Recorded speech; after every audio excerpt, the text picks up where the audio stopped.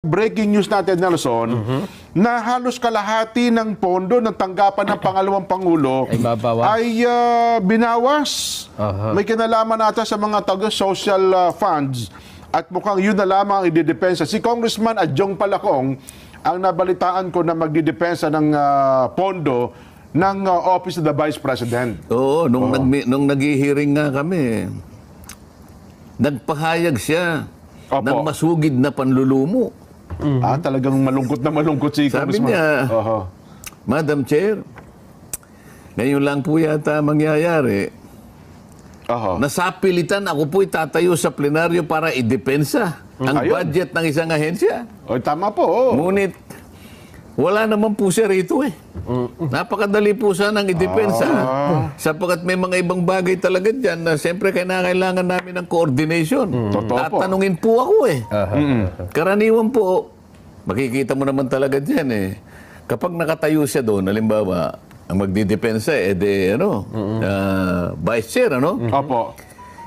Yung head ng agency o kung sino man yung inatasan, merong nasa likod nung nagdidepensa. Yun ang pangunahing nasa likod ko. Binubulungan ka. Yan, kung paano mo sasagutin. So naintindihan ko yung kanyang kalungkutan eh, yung panlulumo niya at saka siguro yung kanyang siguro may konting pag-aalala eh. Opo. Dahil nag-iisa siya doon eh. Sino yung bubulong sa akin ngayon?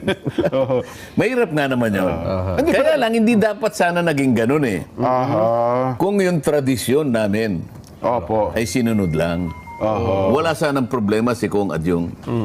Alam mo bang si Kong Adjong ay nag-graduate sa New Era University? Totoo ba? Sinabi niya sa akin eh.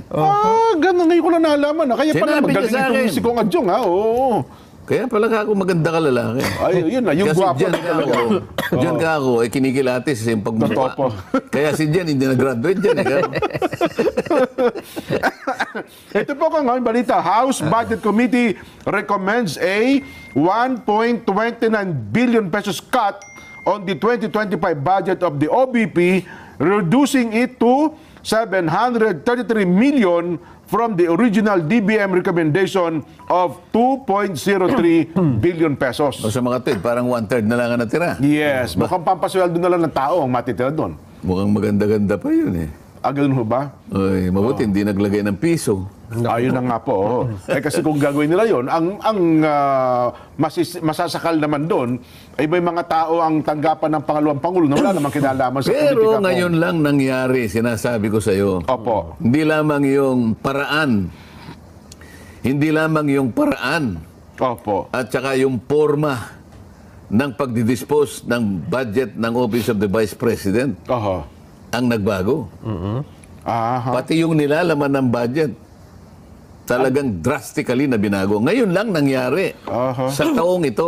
Paano ibig sabihin ko? Hindi namin maintindihan yun. Yung paano binago po? Yung paglalaanan? Magkano ba talaga yung rekomendasyon ng DBM? 2.03 billion po. Pagkaraniwan, hindi ginagalaw yan. Yan ang sinasabi ko. Okay. Base do sa umiiral na tradisyon. Na sa matagal na panahon, pinangangalagaan at ino-observe ng mga miyembro ng House of Representatives. Ang natira po, 733 million na lang. Niwala 1 billion kong eh. Kaya nga, halos 1/3. Opo, tama kayo. Nako, may kaugnayan dyan sa tinatanong mo sa akin kanina. Na? Pwede ba natin kamong i-discussion? Ayun na nga po, Kong. Kung gusto ng ating mga kababayan i-discuss ba? Hindi kasi nasanay ang mga tao ko. In fairness, sa lahat ng vice president. Ito naman, Nelson, kay kalaban, kay hindi magkapartido yung dalawang leader ng ating bansa, usually naman talaga maraming kababayan tayo humihingi din ng tulong sa tanggapan ng pangalawang Pangulo ko. Kaya meron din siyang mga pondo yung nilalaan sa kanya sa mga social funds, di po ba? Wag na yung office ng Vice President, Jen.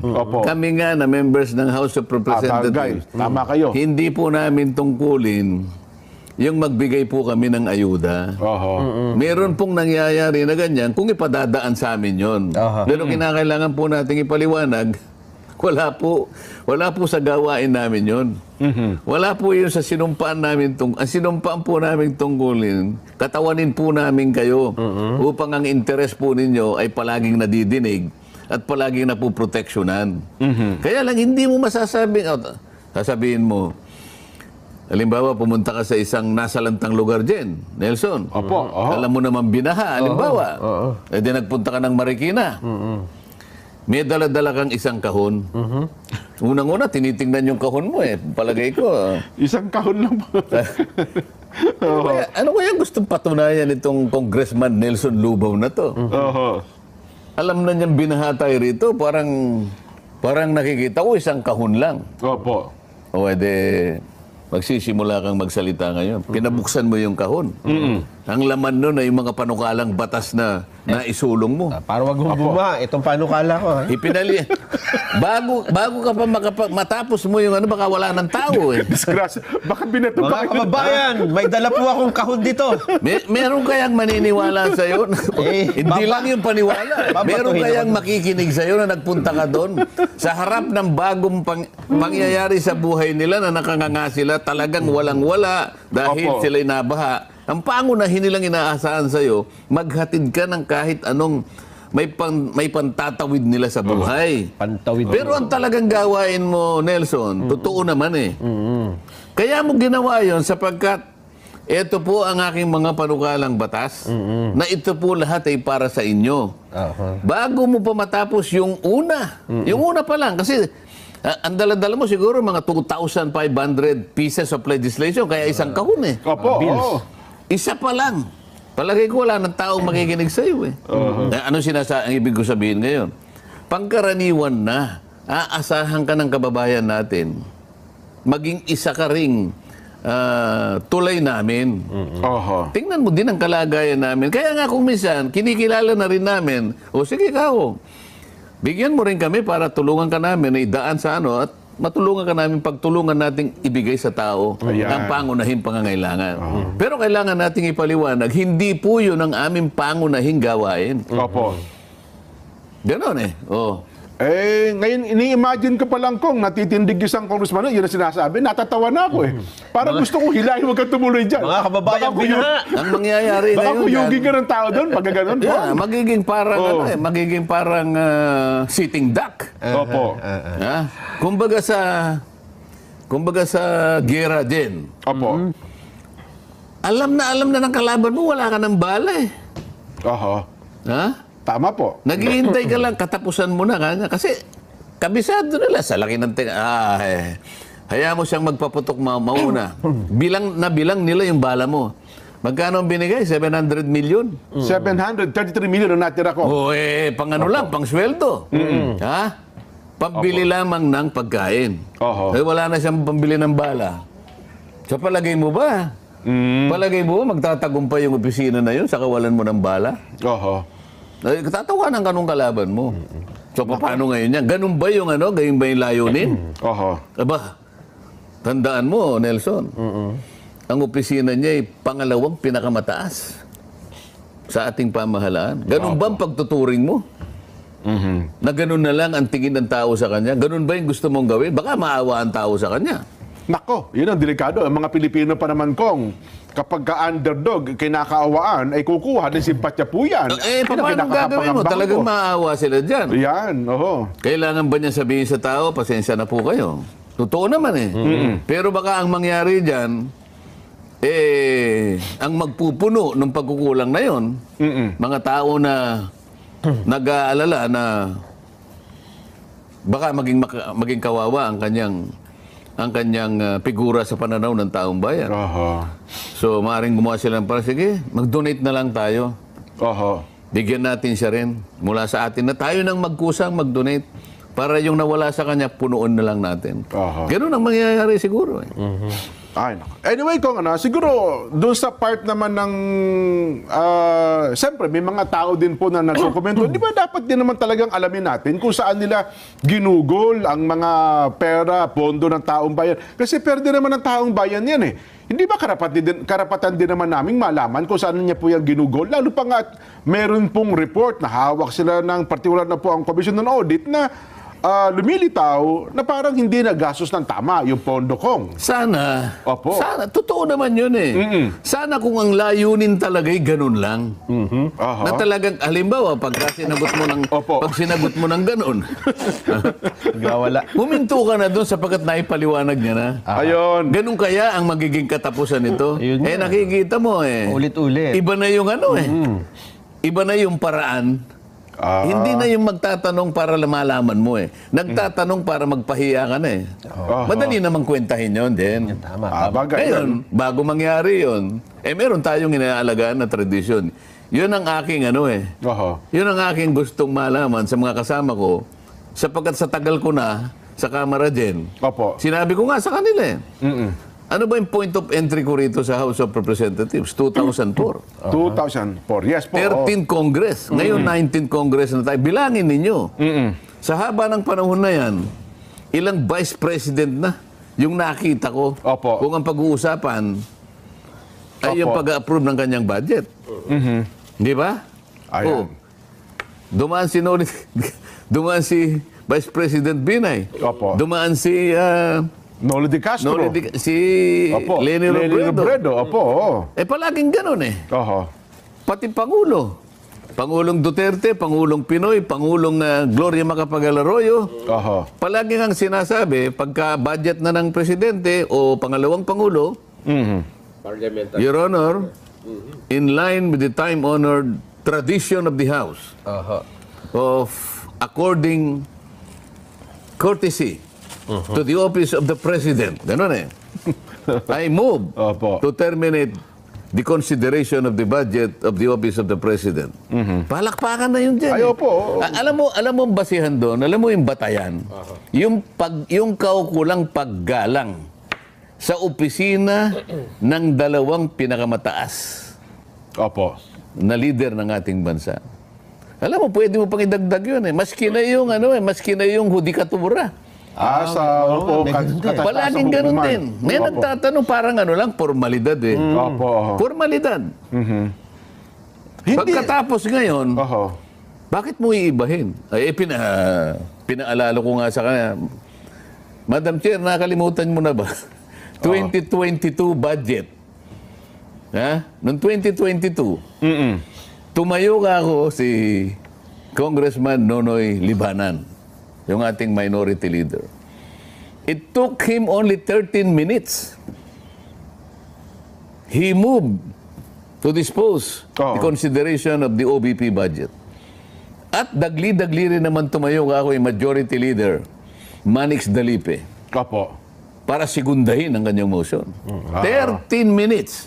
2022. Nakalimutan nyo na po ba yun? 2023. Sino ang tumayo? The presidential son, Sandro Marcos. Senior Deputy Majority Leader. Opo. Anong sabi niya? Ganun din. In line with the time-honored tradition well kept by this House, I move to terminate the budget of the OBP. Aha. Nag-object si Franz Castro. Opo. Makabayang black ng time na yun. Opo. No, the objection was so revolting. Opo. I object. Ganun talaga. Alam mo naman sila Opo. May kamay pang ganun. I object. O pag may objection sa rules namin, let us divide the House. Ayan. O dinivide. O sino po kanya ang sasang-ayon dun sa objection ni Franz Castro, itaas po niyo yung kamay. Opo. O silang tatlo lang ang nagtaas. Aha. Sino po yung sumasang-ayon sa motion ng ating Senior Deputy Majority Leader na ipahinto na po ang pagtatanong sa budget ng opisina ng Vice President? O, botuan lahat. Opo. So, natalo yung objection. Objection. Opo. Anong ibig sabihin yan? In-uphold ang tradition. Ayun. O, bakit ngayon? Tinanong ko, Madam Chair, ito po bang tradisyon na to na ating pinangalagaan sa mahabang panahon, katapos-tapusan nga, 2022, inaalagaan pa natin, 2030, pinalagaan. 2024, bakit po ang nangyayari, hindi na po natin igagalang ngayon. So ano pong katwiran? Bakit sinagot naman ni Chair Kim Bokong na nung tinanong niyo siya, Ang sagot nyo, opo, ginagalang pa naman po natin yan. Di ba, yun po naging sagot niya ko, may problema. Hindi ganun sagot. Oho. Sabi ko, are we now setting aside or discarding this tradition? Oho. Okay, yun ang unang tanong, gago. If we are discarding this tradition today, is this committee authorized to do that? Okay, opo. O, sabi niya, short answer to both questions. The answer is no. O ibig sabihin, iginagalang pa rin natin Opo. ang ating tradisyon. Yung nung isa, ay hindi po kaya ng kumiting ito na itapo ng isang tradisyon. Sa makatwid, nauwi kami doon sa pagsang-ayon Sa pag, na kailangan igalang pa rin natin hanggang ngayon yung tradisyon. So, kung ganun po ang sagot ninyo, Madam Chair, I now respectfully move to terminate consideration of the budget of the Vice President. ang problema. In line, hindi ko na sinabi yun kasi nandun na yung premise eh. Total, ginagalang pala natin ang tradisyon na yan ay now move. Ito, nag-object na naman yung Makabayan Black. Let's divide the house. Yan. Ang nangyari kabaligtaran eh. Nabaliktad nga po ang pangyari ko. Hindi sila bumoto sa akin. So, ibig sabihin, ayaw pa rin nilang igalang yung tradisyon. Hindi na sinunod. Ibig sabihin, sinasabi nung... lip service eh. So, yung kanilang pagkakasabi na ginagalang nila ang tradisyon, yung gawa ay kabaligtaran. Well, ako naman ko, ito naman yung punto ng iba. Hindi naman kayo yung, bagamat sinabi ng presiding officer, na, well, ginagalang para natin yung tradisyon na yan, alam nyo naman ko, may mga tradisyon na lumilipas ang panahon. Minsan talaga, nababaliwala at hindi na po nasusunod ang mga tradisyon. Hindi kaya yung pagkakataong ito, baka naiba na po. Baka Hindi na applicable. Oo nga. Kasi may Sige. mga tradisyon ito. Sasakyan kita sa salita mo niya. Oho. Di, merong formal na mechanism dadalhin natin sa plenary kasi po yun ang nalagay sa tuntunin eh. Ganun ang magiging setup dapat. Formally po nating inaalis ngayon ang tuntunin sa mahabang panahon na naging tradisyon. Huwag na po nating isaalang-alang ang opisina ng Vice President. Alisin na po natin ang tradisyon na kumakapit dyan. Ayun. A-approvein ngayon in plenary. Sa buong lahat Majority ng lahat ng miyembro ng House of Representatives. Yun pa lang dapat na setup. Dapat ganun muna.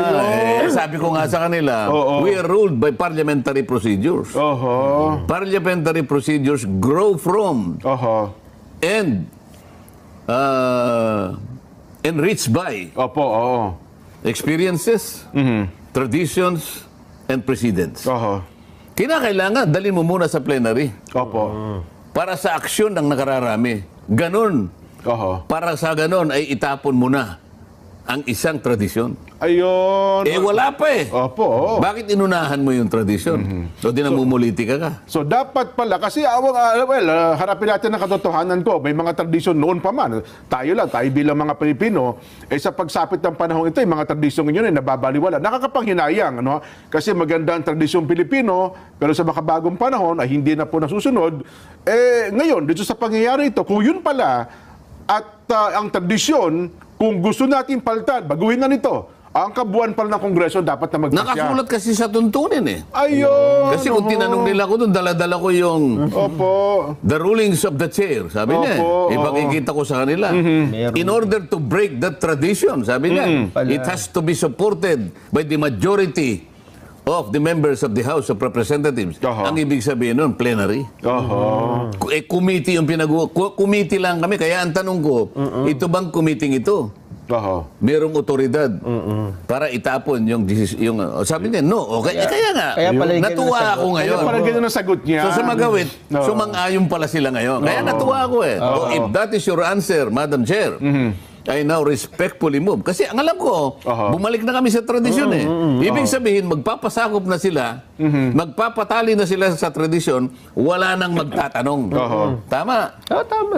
Di nag-move na ako. Objection kanila. Di natuwa naman ako. Alam ko, pag nag-object, kagaya din ang nangyari nung nakaraan, na wala yung objection na yun, hindi pinakinggan ng objection, ang pinakinggan yung motion pa rin. Alang-alang. Alang-alang sa pagsunod do sa tradisyon. O wala rin eh. Kung sabi ko, Opo. Double standard. Ha? Oo. Yung sinasabi mo, taliwas sa ginawa mo. Aha. Well, ako ko nga, kasi kami ni Nelson, hindi po kami mambabatas, hindi namin alam yung rules na gano'n, ano, ha?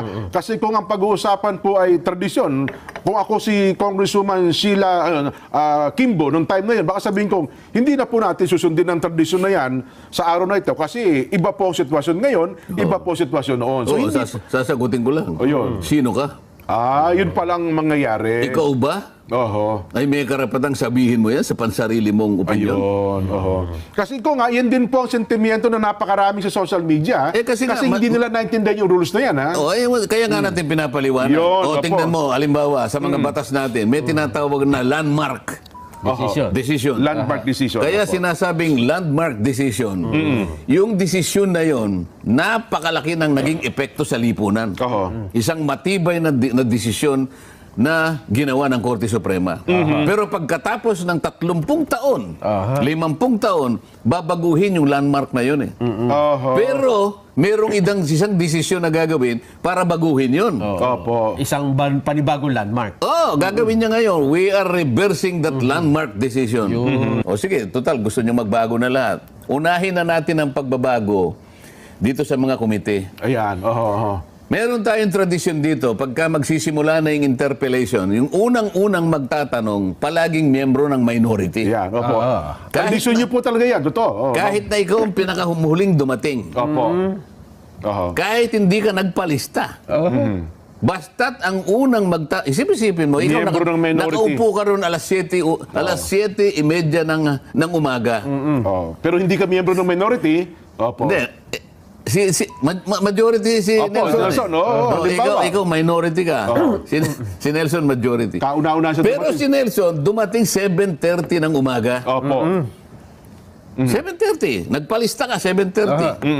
Si Jen dumating 9:30. Miyembro ko ng minority. Kararating mo lang minority ka. Mukhang magiging congressman tayo dyan. Okay? Siyempre, oh. Kung tutuusin mo, Dapat si Nelson ang mauna doon. siyempre, nauna ng 2 oras sa iyo eh. Nauna ako eh. Pero dahil sa tradisyon, Oho. palaging ikaw. Ayun. Sasabihin ko ngayon, alisin na yan, ano na yan? Tradisyon yan. First come, first serve dapat. Kung sino yung nauna nagpalista, yun na lang. Dapat. Yun Nakasalig yung kako sa tuntunin. Oho. At yan ang pinakamakatarungan.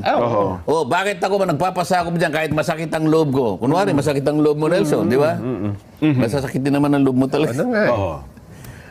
Napapasakop ako, sabi ni Nelson, kahit medyo naiinis ako. Opo. Sapagkat pumayag ako na magpatali sa tradisyon dahil member ako ng House of Representatives. Oho.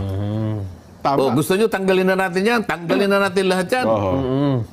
Kasi ngayon, kung kahapon ng komentaryo namin, ang banggit namin, meron talagang mga tradisyon na hindi talaga akma ngayon. Well, kung ganyan pala ang rules ng Kongreso, Dapat pala, gumawa sila muna ng paraan.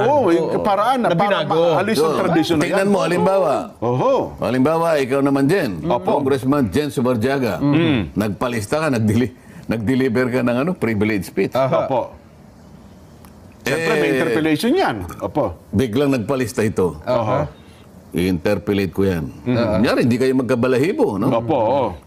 Kasi inupakan mo yung inupakan mo yung distrito niya. Oo. Siyempre, tatayo ito.